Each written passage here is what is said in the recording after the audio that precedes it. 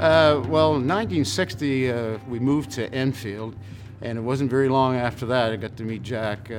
Jack would come up to our place in the kitchen and meet with my dad, along with Ron Smith. And many, many evenings they would be there talking about hockey, baseball, and football, and trying to figure out a way to make things better in Enfield and in East Hants in general, I guess, the community. He was involved in anything in the Enfield area that involved athletics. Jack was central to, and people knew that. Go get Jack. Where's Jack? Is Jack coming? Is Jack coming? It was always, is Jack coming? When's Jack going to be here? They built the rink in behind the church, built the rink, watered the rink, painted the lines in the rink, organized games, organized. Back then, this was before the new ice was in the Lance Arena. And he would be there constantly negotiating with the church so that they could use the power there to put the lights on at night, and then kind of calm the priest down every once in a while. Didn't like there was more people at the rink than there was at church. After 2 years, Father Walsh, I believe it was, got a little fed up. Every time he tried to give a sermon, some of the kids were banging the pucks off the boards, and he just got fed up with trying to compete against the kids. So we had to move the rink after that down to Jack Gardens, and for the next 4 years, Jack pretty well looked after it by himself. There's passive people and doers, and I can't remember a day when Jack would just sit there. I mean, from every day had to have a purpose, or he would, he wouldn't be happy. So I look back at Jack as a very, very active and doing, helped the community that he was fiercely Enfield, fiercely. His example kind of drove us, and to just sit around and not do anything, was just not acceptable. That was a very key learning that we had. It was instilled in us at a young age, just by watching him, nothing else. He didn't really say that you had to do this or you had to do that. You better be doing something. First of all, I think people should know that Jack was a great manager and organizer. He formed a lot of great baseball and hockey teams, and he was a very good coach. And he spent many hours and coached many, many teams. I think that's the first thing. And a lot of the teams that he coached were winning teams. He was obsessed with baseball, and he was obsessed particularly with the Legionnaires, and it was emotional. When they lost, he didn't take it well. He enjoyed winning. I don't think he probably looked at getting beat too well, but he could handle it, because we didn't win everything, right? But he kept coming back for more with us, and yeah. Enfield Legionnaires, senior baseball, but not just any other team. They were one of the best teams in Nova Scotia. 500 people at those games, 600 people. That was a lot of people back then. And I have to say that it was all Jack Garden. Jack Garden was the center. He was the core. He was the manager. He'd go all the way to Spring Hill, pick up the pitchers that he needed from up there, bring them down, put a 3-hour drive, take them to the game. After the game, drive them right back home again. So he would do what it would take to make his team competitive. He told you the way it was. If he didn't like it, he would let you know. And I think that probably got a lot of attention, that you had to keep, being as best as you could be. He wasn't one that would talk any more than he had to, but when he did talk, you should listen. I know in baseball and hockey, he coached me for quite a few years, and when he said something, the players usually listened, because there were consequences if you didn't listen. So he was a little bit like a George Steinbrenner and a Billy Martin all wrapped into one. If he liked you, he was going to look after you, and it didn't matter where you lived within the community. But and that juvenile team was a pet of his, because he saw guys within East Hants that he felt it could move on.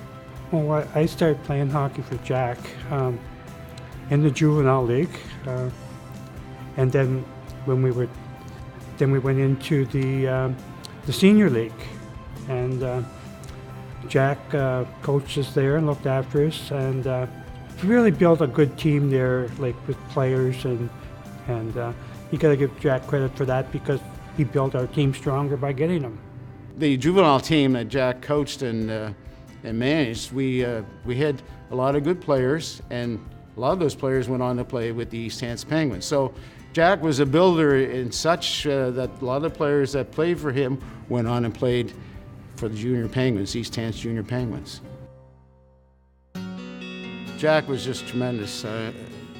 He put so much effort into building the facilities that we could play the different sports, mainly baseball and hockey, but he also had a bit of involvement in the football too. When the football team they had back in about 61, 62 or whatever, they had 32 kids on that team. 32 kids that some of them couldn't play hockey or didn't have skates or anything like that. That was the only thing that they played. But 32 kids in the East Hants area playing on one team, and at a time when the villages weren't all that big. That was a big, huge testament for the volunteers and what it did for this community in East Hants. Without Jack, there were a lot of kids that never would have got to play those sports. And without Jack, there were a lot of kids that did play the sports that wouldn't get to play in the level that they did. Jack was just a great guy, and we could have used a whole bunch more Jacks. If he wasn't the coach, he was the manager, he was both. And it would, all the way from the Eastern Senior League team to the Suburban League team to the hockey teams, both juvenile and border league, and the Wrigley midget team. I'd have to say that the 73-74 midget team, which was not the last team that he was involved in, but it was probably the crowning part of it, because all that team had all these kids from East Hants. That is what my father always strived for, even with in the ball and hockey. But he and Gerald Cole did a masterful job of putting that team together, making sure that they had a team as opposed to individual stars sort of thing, because there was players that were pretty good that didn't make that team. I can tell you when they went to EHSHOF and they were going around the ice up there, I think that's probably when it struck us that this is much bigger than us now. And Dad, of course, I viewed him as a constant professional. He always had his suit on, and he was always representing the community of Nova Scotia, but also of East Hants at the time. And he expected that of his players as well. Him and Gerald both did. And it was all about, showing that there's talent here. And that was a big thing for him. Well, when I played ball and hockey for Keith Miller and Lance, and when I think about what Jack did for the community of Enfield with his ball and hockey, I think they were probably on the same comparison because, and you got to remember, Jack left us too soon, right?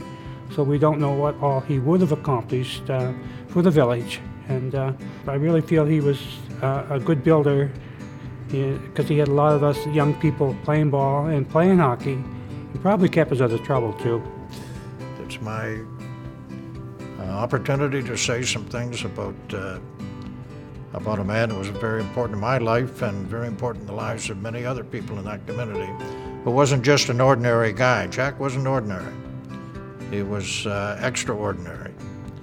And I hope that when people who never knew him, when they are given an opportunity to